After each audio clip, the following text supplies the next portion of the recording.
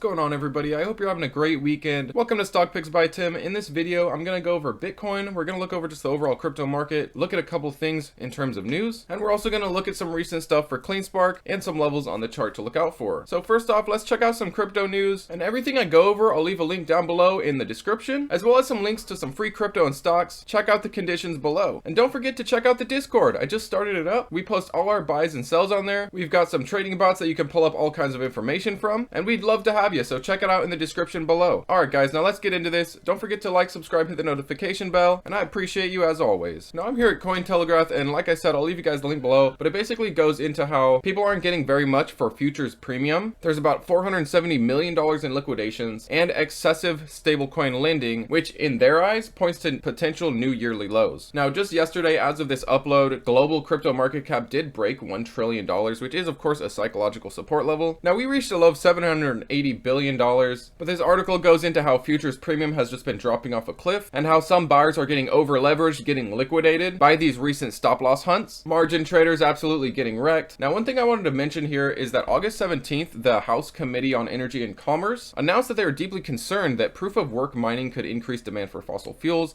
And as a result, they requested that crypto mining companies provide information on energy consumption and average costs. And I think this is a great transition to talk about some recent news here for Cleanspark. And this article is coming from their Facebook, so definitely check it out because they do post relatively often. It's almost like every other day that you get a post from Cleanspark, which is nice. So they basically announced that they closed on the acquisition of their Bitcoin mining facility that they recently mentioned, and they're expected to add 2.6 exahash once all their predominantly carbon-free power is fully operational in 2023. You know, and this is another reason I'm very bullish on Cleanspark. When you look at their energy mix, they are definitely more towards the carbon neutral side of things. And if you guys are actually curious about their energy mix, I was just editing, but I figured I wanted to add this in for you. So check out the link. But you'll see that their clean energy mix is 96% of their energy source. And that's a wonderful thing, especially when you consider any potential regulatory clampdowns, you know, more worries about Bitcoin's energy use, you know, all that kind of stuff. But to see that Cleanspark uses 96% clean energy, I mean, come on, dude, you can't beat that. Although recently it does seem that they are phasing away from their energy side of business, but they will still obviously utilize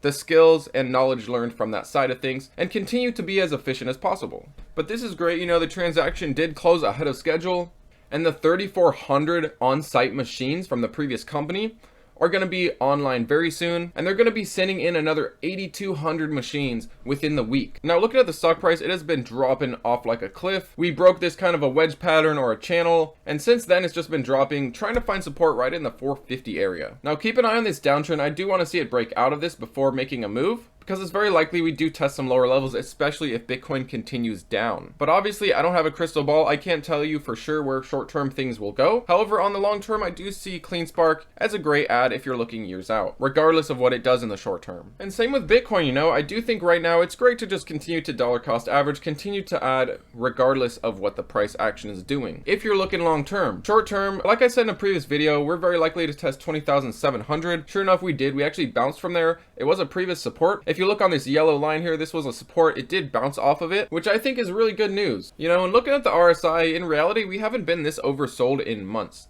Now, we did quickly bounce from being oversold. We aren't currently oversold, but regardless of that, I do think Bitcoin's at a great time to just slowly add. Now, you'll notice these red lines here, this kind of upward ascending channel that we were riding on. We were really bouncing off of this one, but, you know, once we broke it, we kind of tried to trade in this channel, or, you know, it's of course possible that I could just adjust this. You know, I might have been a little bit off on this, but either way, you know, regardless, it was the same. You know, either found resistance on this trend line or tried to find support on it and just failed. I might have been a little too tight on this pattern. It could have actually been down here, but either way, you know, it played out. It broke this and just continued down. But you know, if this 20,700 doesn't hold, like I said, we're very likely to test 20,000. And looking at Ethereum as well, we were in this ascending wedge, which actually is a bearish pattern. And it seems like we either broke it, tried to find it as a resistance, or we simply dropped on its support and then broke it. But either way, the pattern played out, and now it's trying to find support right around this $1,500 area. Now I did add to a little bit of Ethereum, and if you want to see all my buys and sells, like I said, check out the Discord. Would love to have you. But you know, I love adding at times like this when there's a lot of fear, a lot of pessimism in the market. And regardless of what it does in the short term, I'd prefer to add while things are a little oversold than when they're a little overbought. I could be wrong and things could of course fall farther, but I do at least prefer to buy when things are in somewhat of a fearful state. But that's it for today, guys. I just figured I'd let you know what I'm watching on Ethereum and Bitcoin's chart, also what I'm watching for on Cleanspark. And you know, despite Cleanspark's price falling, I know some of you are probably fearful, some of you are wondering what the hell's happening.